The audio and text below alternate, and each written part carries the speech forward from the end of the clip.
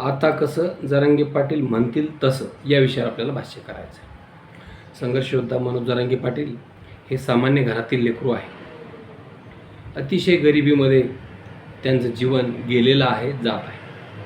आणि ते काय करत आहेत तर ते गरजवंत मराठ्यांना आरक्षण मिळवून देण्यासाठी लढत आहेत.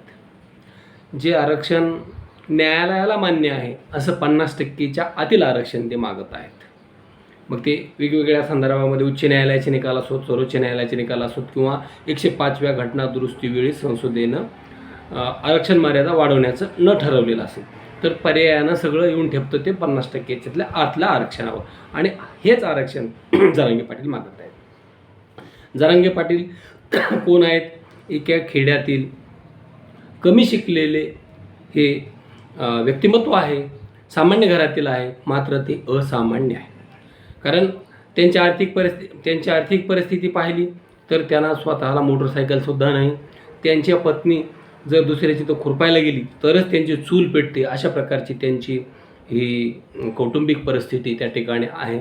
मात्र हा खमक्या नेता आपल्या सामर्थ्यावर, आपल्या नीतिमत्तेवर, आपल्या पारदर्शकतेवर त्यानं समाजाच्या मनावर अधिराज्य गाजवलं आहे आणि समाजाचा विश्वास संपादन केला आहे. जे काय बोलायचं ते माझ्या मायबाप जनतेसमोर बोला, जे काय बोलायचं ते या कॅमेऱ्यासमोर बोला, अशा प्रकारची विश्वासार्हता त्याने लोकांना दाखवलेली आहे. आणि म्हणून लोकांचा त्यांच्यावर विश्वास आहे. आणि म्हणून 14 महिन्यानंतरसुद्धा तितकाच विश्वास या ठिकाणी समाजावर त्यांच्यावर टाकलेला आहे समाजाने. आणि ते देखील समाजाच्या विश्वासाला त्या ठिकाणी किंचितही धक्का लागू देत नाही, इतकी काळजी त्या ठिकाणी ते घेत आहेत. आता जरांगे पाटलावर आरोप केले जात आहे की तो शरद पवारांचा माणूस आहे, अमुक आहे, धमुक आहे, त्यांच्या सभांना माणसं पुरवली जातात, खर्च केला जातो. तर हे अतिशय खोटं आहे. कारण आम्ही अनेक घटनांचे साक्षीदार आहोत. अंतरवाली टी मुंबई या लाँग मार्चमध्ये लोक अक्षरशः खडकावर झोपले, रानात झोपले. इतकी प्रचंड थंडी होती त्यावेळेस. त्या कडाक्याच्या थंडीमध्ये शेकोटी करून रात्र जागले. तर तिथं कुणाचंही पाठबळ नव्हतं. आणि जे काही लोकांनी अन्नदान केलं तर ते पैसे गोळा करून केलेलं आहे आणि सामान्य गरजवंत मराठ्यांनी केलेलं आहे. इथं हा लढाच मुळात प्रस्थापित मराठा विरुद्ध विस्थापित मराठा आहे. विस्थापित मराठ्यांना न्याय मिळण्यासाठी येणारा हा लढा आहे. आणि काही स्वयंघोषित घटनातज्ञ याला मराठा विरुद्ध ओबीसी असा वाद लावत आहे. तर असा अजिबात वाद नाही. मुळात हे ओबीसी विरुद्ध आंदोलन आहे नाही, तर मराठा समाजाच्या न्याय हक्कासाठी हे आंदोलन आहे.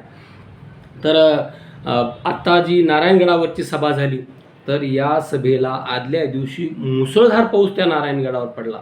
आदल्या दिवशी जे लोक आले होते अक्षरशः त्यांनी जे जेवण केलं तर 2 पायावर बसून जेवण केलेलं आहे आणि हातावर घेऊन उभा राहून जेवण केलेलं आहे. जिथं जागा मिळेल तिथं पडलेलं आहे. इथं कुणीही त्यांच्या मागे नाही. हे सगळ्यात महत्त्वाचं आणि अतिशय स्पष्ट केलं पाहिजे. आपण मोठमोठ्या राजकीय नेत्यांच्या सभा पाहतो, त्यांना माणसं गोळा करायला 2-3 लाख 5 लाख माणसं गोळा करायला ना की 9 येतात, दम येतो. त्यांना पैसे द्यावे लागतात, त्यांना गाड्या लावून द्यावे लागतात, त्यांना जेवणाची सोय करावी लागते. तरी कोण बसतून, कोण उठतून, कोण निघून जातो. जरांगे पाटलाचं असं नाही.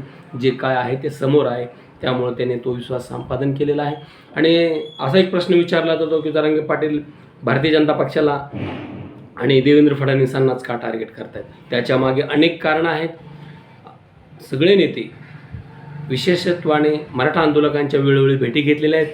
देवेंद्र फडणवीस हे एकमेव नेते आहेत ज्यांनी 10 ते 15 वेळेस ओबीसी आंदोलकांच्या भेटी घेतल्या. एकदाही ते मराठा आंदोलकांना भेटलेले नाहीत. देवेंद्र फडणवीसांनी आपली फौज मैदानात उतरवलेली आहे. नामदार छगन भुजबळ दुसऱ्या पक्षाच्या जरी असले तरी फडणवीसाच्या आशीर्वादाशिवाय इतकी टोकाची भूमिका ते घेऊच शकत नाहीत. हे त्रिकाला बाधित सत्य आहे. याशिवाय जरांगे पाटलाच्या विरोधात ज्या भुजबळांच्या ओबीसी एल्गार परिषदा होत्या त्यामध्ये भारतीय जनता पक्षाचे आणि सहयोगी सदस्याचे खासदार, आमदार स्टेजवर होते. कोण होते? खासदार रामदास तळस हे व्यासपीठावर होते भारतीय जनता पक्षाचे.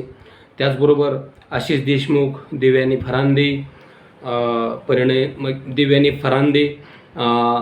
किंवा त्या भागातले प्रतिनिधी, जसं तिथं ज्यांना जमल ते लोक त्या ठिकाणी हे मराठा समाजाच्या आंदोलनाच्या विरुद्ध स्टेजवर आलेले आहेत. एवढंच नाही तर परिणय फुके, अनिल बोंडे, प्रवीण दरेकर, प्रसाद लाड, बार्शीचे आमदार राजेंद्र राऊत, सदाभाऊ खोत, त्यानंतर ते नरेंद्र पाटील, असे कितीतरी नावं घेता येतील की हे फक्त आणि फक्त मराठा समाजाला आणि जरांगे पाटलांना शह देण्यासाठी काय केले.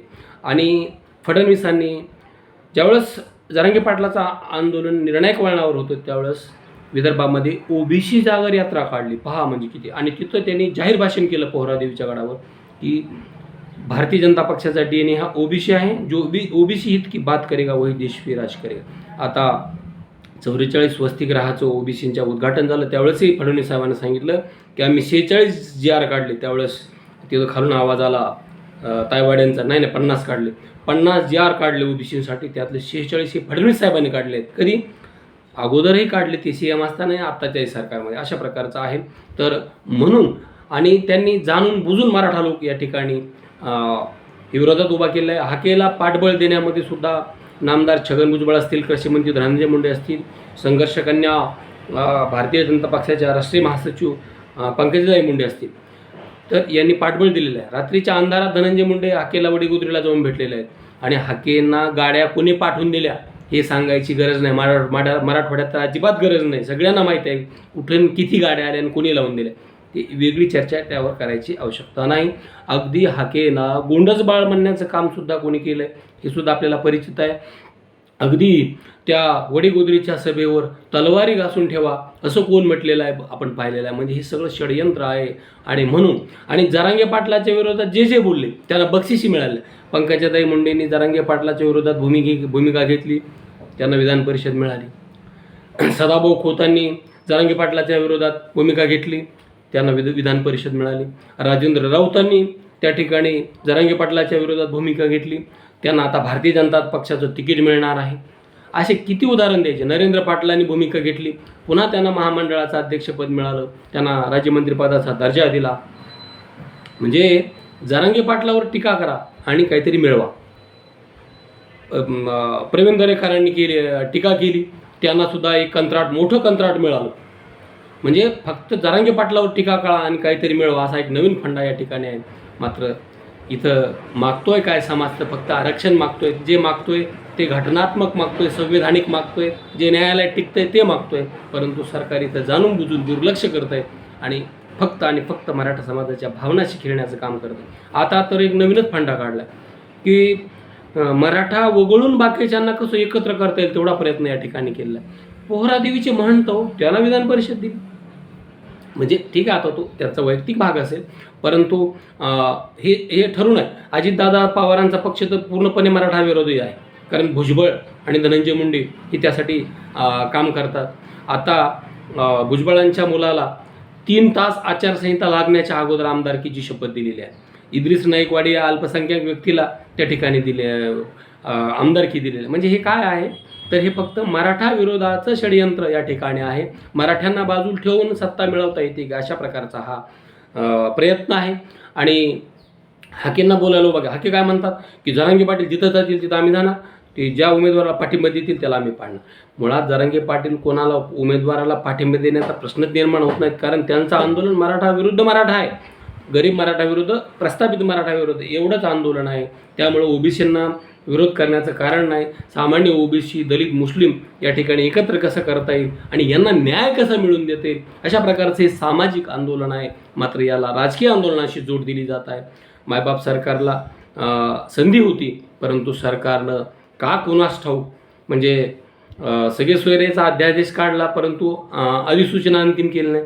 जे मायबाप सरकार शुक्रिया आयोगाच्या माध्यमातून 2,59,000 घरापर्यंत 2,59,00,000 लोकांपर्यंत राज्यभर जातं, त्या मायबाप सरकारला 8.5 लाख सारख्या हरकतीची छाननी करायला किती वेळ लागत होता. परंतु त्यांना ते करायचं नव्हतं. त्यांना गॅजेट लागू करायचे नव्हते.